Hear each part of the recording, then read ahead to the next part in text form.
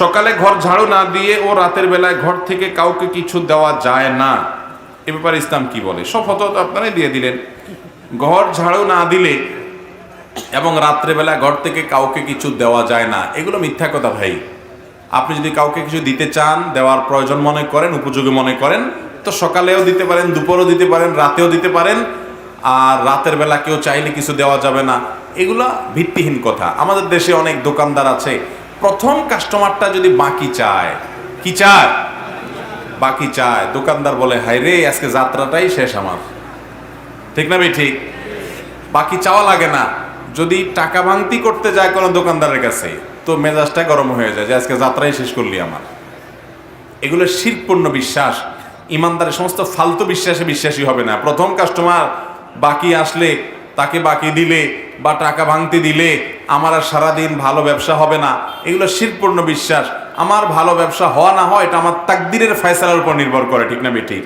আমার নসিবে যদি আল্লাহ ভালো কিছু লিখে রাখেন, ওই লোকের ভাঙতি দিলে বাকি দিলেও হবে, না দিলেও হবে। বরং আমার আজকের দিনের ব্যবসার শুরুটাই হলো একটা ভালো কাজ দিয়ে একটা লোকের উপকার করলাম, বাকি দিলাম, আরেকটা লোকের উপকার করলাম, ভাঙতি দিলাম। তাহলে একটা ভালো কাজ দিয়ে ব্যবসা শুরু হলো, এর পিছনে কল্যাণ আছে, সওয়াব আছে। ইমানদার সেটা আরো আগ্রহ ভরে করবে।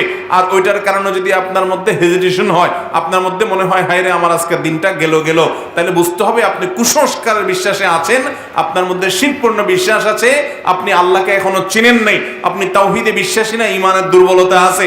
আমার যা নসিবে আছে আজকের দিনে সেটা আসবেই আসবে, কেউ ঠেকাতে পারবে না। অতএব সমস্ত ফালতু বিশ্বাস করা যাবে ভাইরা আমার। অনেক উল্টাপাল্টা এরকম বিশ্বাস আমাদের সমাজে আছে।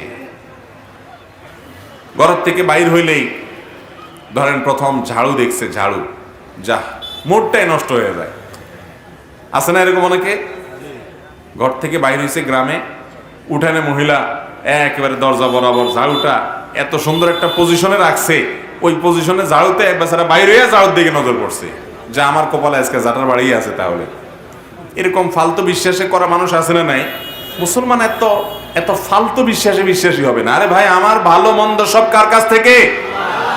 আমাদের ঈমানের যে রকন আছে তার ভিতরে একটা হলো ওয়াল কদরে খাইরিহি ওয়া শাররিহি মিনাল্লাহি তাআলা। আমার ভালো কিছু আসলে সেটাও লিখিত আছে, মন্দ কিছু হলে সেটাও। ওই ঝাড়ুর কোনো ক্ষমতা, ঝাড়ু শুধু দেখা কেন, আপনার যদি কপালের সামনে এরকম ঝুলাইয়া রাখে তাতেও আপনার কোনো ক্ষতি হবে না, নসিবে যা লেখা আছে তার বাইরে। ঠিক না ভাই? ঠিক। অতএব সমস্ত ফালতু বিশ্বাস করা যাবে?